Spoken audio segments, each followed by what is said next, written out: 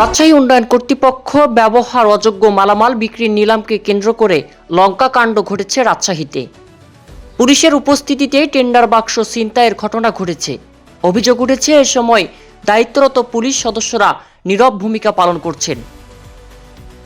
RDA সূত্রে জানা গেছে, প্রতিষ্ঠানের ব্যবহার অযোগ্য মালামাল বিক্রির উদ্দেশ্যে গত 20 এপ্রিল 4টি গ্রুপে টেন্ডার আহ্বান করা হয়। মঙ্গলবার দুপুর 1টা পর্যন্ত ছিল শিডিউল দাখিলের শেষ সময়। নিলামকে কেন্দ্র করে সকাল থেকে বিএনপি সমর্থিত নেতাকর্মীদের দুটি গ্রুপের মধ্যে চরম উত্তেজনা বিরাজ করছিল। প্রত্যক্ষদর্শীরা জানান, সকাল 9:30টার দিকে একদল নেতাকর্মী আরডিএ ভবন প্রবেশ করেন। তারা সেখানে উপস্থিত পুলিশ সদস্যদের সামনেই অতর্কিত টেন্ডার বাক্সটি ছিনতাই করে নিয়ে চলে যান।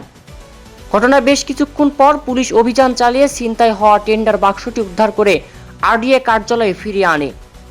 তবে উদ্ধার হওয়ার আগ পর্যন্ত বাক্সের নিরাপত্তা নিয়ে প্রশ্ন তুলেছেন সাধারণ দরদাতারা।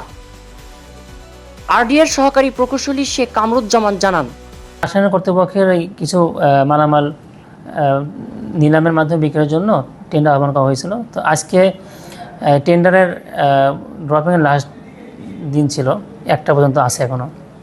তো সকালে একটা অনাকাঙ্ক্ষিত ঘটনা ঘটে।